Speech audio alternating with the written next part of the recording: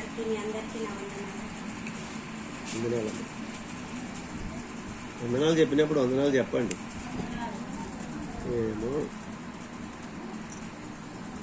యేసుక్రీస్తు వారు సిలువలో పలికిన మొదటి మాట గురించి నేను మాట్లాడాలనుకుంటున్నాను. ప్రేమించే గుణం నీలో ఉందా? ప్రేమతో క్షమించే గుణం నీలో ఉందా? ప్రేమించే గుణం నీలో ఉందా? ప్రేమతో క్షమించే గుణం నీలో ఉందా? ఇదేంటి రెండు విధాలుగా క్షమాగుణం ఉంటుందా అంటే అవునండి, రెండు విధాలుగా ఉంటుంది. మనిషిలో కూడా క్షమాగుణం ఉందండి. కానీ మన క్షమాపణ ఎలా ఉంటుందంటే ఎదుటి మనిషి మనకు తెలియకుండా మనకి ఎదురొచ్చినప్పుడు, మనల్ని తగిలినప్పుడు, కానీ అది కాకుండా మనకు తగిలినప్పుడు మనం ఏమంటాము, వాళ్ళకి వాళ్ళు ఏం చెప్తారు, సారీ అంటాము అంటారు. మనం ఏమంటాం, వాళ్ళకి సరే అని వాళ్ళని క్షమిస్తాము.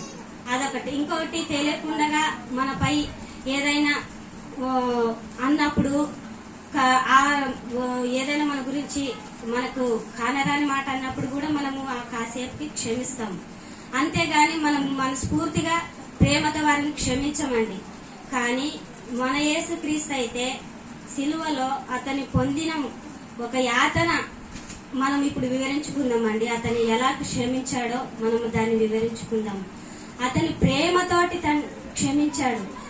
ఆ ప్రేమ అంటే క్షమాగుణం అంటే అందరిలో ఉండేది చాలా తక్కువ అండి. మనమైతే ఈ భూమి మీద కాసేపే మనం క్షమించి మరలా దాన్ని విడిచిపెడతాము. కానీ యేసు ఎంతటి గొప్ప వేదన, మరణకరమైన వేదనలు పొందుకున్నాడు. అయినప్పటికీ అతన్ని క్షమించమని అడిగాడు. ఎవరిని? ఆ క్షమాపణ, వారిని క్షమించు అన్న మాటకు పరమార్థం మనం ఇప్పుడు చూసుకుందాము. లూకా రాసిన సువార్త 23వ అధ్యాయము 34వ వచనం. లూకా రాసిన సువార్త 23వ అధ్యాయం 34వ వచనం. యేసు, తండ్రి వీరేమి చేయుచున్నారో వీరెరుగరు గనక వీరిని క్షమించమని చెప్పాను.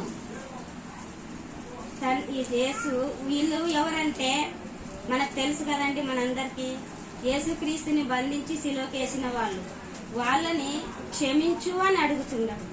ఎందుకంటే వాళ్ళు ఆయనని కొద్దిగా ఇబ్బంది పెట్టలేదు. కొద్దిగా ఆయనని పిడిగుద్దులతోనూ కొరడాలతోనూ కొట్టినప్పటికీ, హింసించినప్పటికీ, అవహేళన చేసినప్పటికీ, అతనిని బాధించినప్పటికీ ఆయన క్షమించమని అడిగాడు. అదే మనమైతే క్షమించగలమండి. మన క్షమాపణ ఎలా ఉంటుందని ఇప్పుడే చెప్పాను. కాసేపే అది మనము వారిని అన్నాం కదా అని కాసేపు మాత్రమే, వాళ్ళని తిట్టాం కదని, వారు మనల్ని అన్నారు కదా అని మనం కాసేపు వాళ్ళని క్షమించగలం. అది వాళ్ళు మనకు వచ్చి క్షమాపణ అడిగితే మాత్రమే. లేకపోతే అది కూడా మనం అనుకోము. కాబట్టి ఆయన క్షమాపణ ఎలాగుందంటే కొరడాలతోటి, ఆ కొరడ ఎలాగుందంటే అప్పటి కాలంలో చనిపోయిన ఒక జంతువుల కూరపళ్ళు, దవడ పళ్ళుతో పదునుగా చేసి ఒక కొరడాన్ని తయారు చేసేవాళ్ళంట. అలాగే దానికి మేకులు కానీ ఒక కొత్తలాగున్న రేకు లాంటిది అవి తీసుకొని కొరడాన్ని తయారు చేసేవాళ్ళంట. ఆ కొరడ ఆ యేసుక్రీస్తు వారిని బలమైనగా కొట్టి ఇలా చెయ్యి వెనక్కి లాగినప్పుడు లోపల కండని, మాంసంని అంతటా పీక్కొని వచ్చేదంటండి. ఆ మనకు పడితే మనం ఇంకో మనిషిని క్షమించగలమా? క్షమించలేము. కాబట్టి మనం కూడా ఎలా ఉండాలంటే యేసుక్రీస్తుని కలిగి మనం ఉండాలండి. మనం కీర్తనాల గ్రంథంలోకి వెళ్దామండి. దావీదు రాసిన కీర్తనాలు 129 3వ వచనం. కీర్తనాలు 29వ అధ్యాయం 3వ వచనం.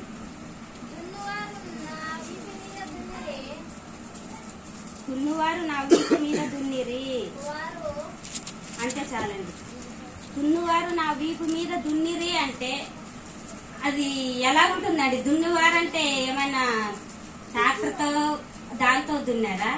కాదండి, కొరడాతోనే ఆయన వీపు మీద కొట్టినప్పుడు ఒక పొలము దున్నితే ఎలాగైతే ఉంటుందో ఆయన వీపు అంతగా మారిపోయిందంట.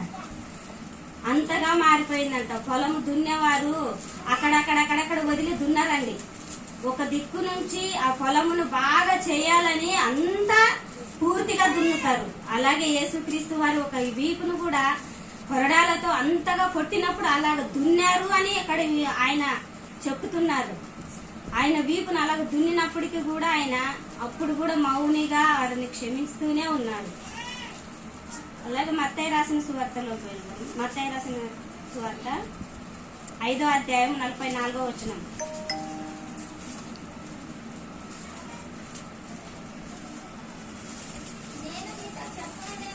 నేను మీతో చెప్పున్నది ఏమనగా, మీరు పరలోకమందున్న మీ తండ్రికి కుమారులై ఉండునట్లు మీ శత్రువులను ప్రేమించుడి, మిమ్ములను హింసించు వారి కొరకు ప్రార్థన చేయండి. ఇక్కడ చూడండి, మనము ఆ తండ్రికి కుమారులై ఉండాలంటే మనం ఏం చేయాలంట? మనల్ని హింసించే వారిని కూడా మనము ప్రేమించాలంట. అలాంటి ప్రేమ కలిగి మనం ఉన్నామా? కానీ ఆ యేసుక్రీస్తు వారు హింసించిన వారి కొరకు సిలువలో ప్రార్థన చేశారు. తండ్రి, వీరేం చేయుచున్నారో వీరెరుగరు, వీరిని క్షమించు అని అడిగాడు. మనమైతే అడగగలమా? అడగాలండి. వాళ్ళ గురించి ప్రార్థన చేయమంటున్నాను. అలాగే ప్రార్థన కూడా అంట, మనల్ని హింసించిన వారి కొరకు ప్రార్థన కూడా చేయమంటున్నాడు. ఆ ప్రార్థన ఎంత గొప్పదండి! ఆ ప్రార్థన ఎంత గొప్పది! హింసించిన వారికి ప్రార్థన చేయాలంటే మాటల హింస, మనల్ని ఊక దూషించడం కాదు, వాళ్ళని మనల్ని అనడం కాదు. హింస పెట్టినప్పటికీ కూడా ఆయన క్షమించి వారి కొరకు ప్రార్థన చెయ్యి అని చెప్తున్నాడు. మనం అలాగ చెయ్యాలని నేను అడుగుతున్నాను. ఫిలిప్పు రాసిన పత్రిక 2వ అధ్యాయం 5-6 వచనాలు. ఫిలిప్పీలకు రాసిన పత్రిక 2వ అధ్యాయం 5-6 వచనాలు.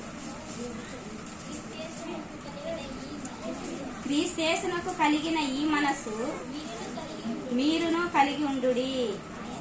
ఆయన దేవుని స్వరూపమును కలిగిన వాడినై ఉండి దేవునితో సమానముగా ఉండుట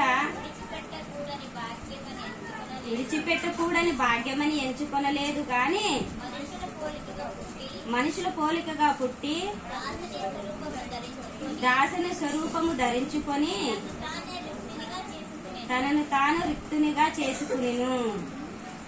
దాసుని స్వరూపము.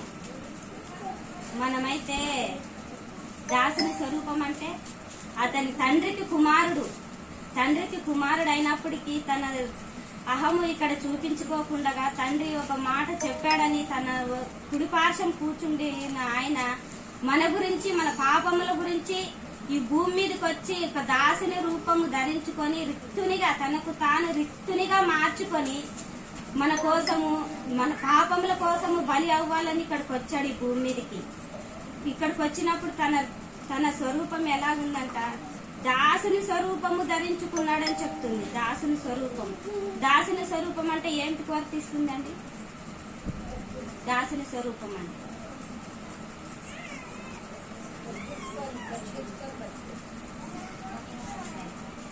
తగ్గించుకోండి. ఇంకా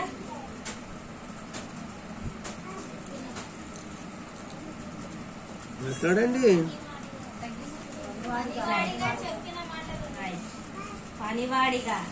పనివాడిగా దాసుడంటే పనివాడు. ఆ పనివాడు ఇప్పుడు ఒక చోట మనం ఒక రైతు కింద పని చేసేటప్పుడు ఆ రైతు అతను చెప్పిందల్లా మనం చెయ్యాలా లేదా? మరి ఆ పనివాడైతే మనకైతే మనం పనికెళ్ళిన చోట అతను చెప్పిన మాట మనం వింటాము. ఈయనకేం అవసరం? యేసుక్రీస్తు వారికి తండ్రి కుడిపార్శ్వంలో కూర్చున్న ఆయనకి, తండ్రికి కుమారుడైన ఆయనకి దాసుని స్వరూపం ధరించుకొని రావాలన్న అవసరం ఏమి? మన కొరకు, మన పాపముల కొరకు, మన పాపములు అతని ఈ లోకానికి వచ్చితే దాసుని రూపం ధరించుకొని రావడం వెనక మన పాపములు కడగాలి. అతని రక్తమే మన పాపములు కడగలదు కాబట్టి అతని దాసుని స్వరూపం ధరించుకునేను. దాసుని స్వరూపం అంటే మనము అప్పుడు కాలంలో అయితే చేసేవాళ్ళం ఒకరి కింద వెళ్ళి పని. ఇప్పుడున్న ఈ కాలంలో పిల్లలైతే చేయరు. వాడు నాకు తిట్టు పని చెప్తున్నాడు, నాకు అది సరిపోదు, నాకు మంచిగా చెప్పి మంచిగా మాట్లాడి చేపించుకోవాలి పని అని విర్రవీగుతుంటారు ఇప్పుడు పిల్లలు. కానీ అతని యేసుక్రీస్తు కుమారుడు అయినప్పటికీ, అతని సర్వలోకానికి అధికారి అయినప్పటికీ కూడా తను ఎంత తగ్గించుకొని దాసుని స్వరూపం ధరించుకొని భూమి మీదకి వచ్చింటాడండి. తనని తాను తగ్గించుకొని మన కొరకు మన పాపములు తీసివేయాలని భూమి మీదకి వచ్చి రిక్తునిగా అంటే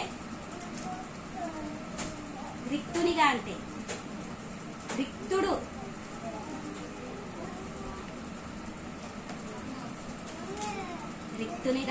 తనకు తానను అర్పించుకొని, తనకు ముందుగా ఈ భూమి మీదకి వెళితే తనకు హింసలున్నాయి, బాధలున్నాయి అని అన్నిటినీ తెలుసుకొని తనను తాను తగ్గించుకొని రిక్తునిగా మారి భూమి మీదకి రావడం అండి. అలాగే యోహాను రాసిన సువార్త 6వ అధ్యాయం 39వ వచనం.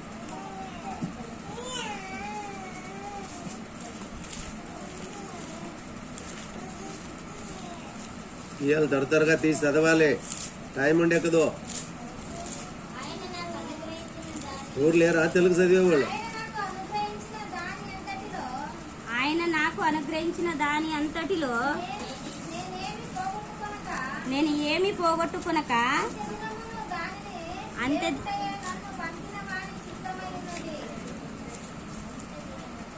ఏంటండి మరలో చదవండి. ఆయన నాకు అనుగ్రహించిన దాని అంతటిలోను నేనేమియు పోగొట్టుకొనక అంత్య దినమున దాని లేపుటయే నన్ను పంపిన వాని చిత్తమై ఉన్నది. దేనంతటిలోనా? దేవుడు అప్పగించిన పని ఆయన ఒక్కటి కూడా విడవకుండగా హింసలు బాధలు మన కొరకు ఇక్కడ పొందుకుంటానని ముందుగా తను గుర్తెరిగి కూడా ఇక్కడికి వచ్చి దేవుడు అప్పగించిన పనిని పూర్తి చేశాడండి. మనం చేయగలుగుతున్నామా? ఈరోజు చేయట్లేదు. అయ్యా పదే మనకు చెప్తుంటాడు, హెచ్చరిస్తుంటాడు, బైబిల్ చదువుకోండి, ప్రార్థన చేసుకోండి అని. కనీసం ఇక్కడ మనకు కంటికి కనపడే ఒక సేవకుడి మాట కూడా మనం వినట్లేదు. కానీ యేసుక్రీస్తు వారు ఒక్కసారి తండ్రి తనకు అప్పగించాడని ఈ పనిని పూర్తి చేయాలని భూమి మీదకి చేశాడు. తనకు అప్పగించిన పనిని అంతటిని పూర్తి చేశాడు. మనకు అప్పగించిన పని ఏమైనది? యేసుక్రీస్తు మనకు అప్పగించాడు. దేవుడు అప్పగించిన పని తాను చేశాడు. యేసుక్రీస్తు వారు మరలా మనకు అప్పగించి వెళ్ళాడు పని. ఏ పని? సువార్త పని. ఆ సువార్త పనిలో మనం ఉన్నామా లేదా? లేము. ఉండాలా లేదా? ఉండాలి కదండి. ఇక నుంచి అయినా ఉందామా? నన్ను పట్టుకొని కూడా చెప్తున్నానండి, నేను కూడా మనం సువార్త పనిలో ఉండాలని అడుగుతున్నాను. హెబ్రీయులకు రాసిన పత్రిక 7వ అధ్యాయం 26వ వచనం. హెబ్రీయులకు రాసిన పత్రిక 7వ అధ్యాయం 26వ వచనం. పవిత్రుడను నిర్దోషియు నిష్కల్మషుడును పాపులలో చేరక ప్రత్యేకముగా ఉన్నవాడును ఆకాశ మండలము కంటే మిక్కిలి హెచ్చైన వాడు అయిన ఇట్టి ప్రధాన యాజకుడు మనకు సరిపోయిన వాడు. పవిత్రుడును నిష్కల్మషుడును నిర్దోషి అయి పాపులలో చేరక ఉన్నవాడు ఆకాశ మండలము కంటే మిక్కిలి హెచ్చైన వాడు అని చెప్తుందండి. ఆకాశ మండలము కంటే మిక్కిలి హెచ్చైన వాడు అంటే ఎంత ఆయనను దేవుడు ఎక్కువ స్థితిలో ఉంచాడు, ఉన్నతమైన స్థితిలో ఉంచాడు. యేసుక్రీస్తు వారిని ఉన్నతమైన స్థితిలో ఉంచాడండి. మిక్కిలి ఆకాశము కంటే మిక్కిలి హెచ్చైన వాడు అంటే ఎక్కువైన వాడు. ఆయన ప్రధాన యాజకుడు, మనకు సరిపోయిన వాడు. ఆయన మనకు సరిపోయిన వాడని ఎవరు ఎంచారు? యేసుక్రీస్తు వారు మనకు సరైన వాడు అని ఎవరు ఎంచారు? దేవుడు కదండి. మనం ఎందరినీ భూమి మీదకి పంపించినా సరే తిరిగి మనం చేరుకోలేదు కాబట్టి ఆయన అయితే సరిపోయినవాడు, ఈ పాపములకు సరిపోయినవాడు, మనం చేసే పాపములన్నిటికి ఆయన సరిపోయేవాడు కాబట్టి యేసుక్రీస్తు వారిని భూమి మీదకి ఆయన పంపించాడు. కాబట్టి ఈ చిన్ని మాటలు నేను ముగిస్తున్నానండి. అందరి కళ్ళు మూసుకొని ప్రార్థన చేస్తాను. కృపా కనికరము కలిగిన పరలోకమందున మా కన్న తండ్రి, నీకు అశుద్ధమైన నామను వందనాలయ్యా. తండ్రి, ఇదిగో దేవా, పాపినైన తండ్రి, నన్ను నాయన నిలబెట్టి తండ్రి, నాయనా నీ మాటలు చెప్పాను తండ్రి. ఆ మాటల్లో తండ్రి తప్పిదంలో ఉంటే నాయన లేని వాటిని నేను కల్పితముగా చెప్పి ఉంటే తండ్రి నన్ను క్షమించి నాయన ఇంకా ముందు జరుగుతున్న మాటల్లో నీ తోడుండి నీ పిల్లల నోటికి నీ మాట అందించి నాయన అర్థమయ్యే రీతిగా మాకందరికీ వినిపిస్తారని నమ్ముతూ ఈ చిన్ని ప్రార్థన మీ ప్రియకుమారుడు మా రక్షకుడైన యేసుక్రీస్తు వారి పేరు అడిగి వేడుకుంటున్నాను తండ్రి.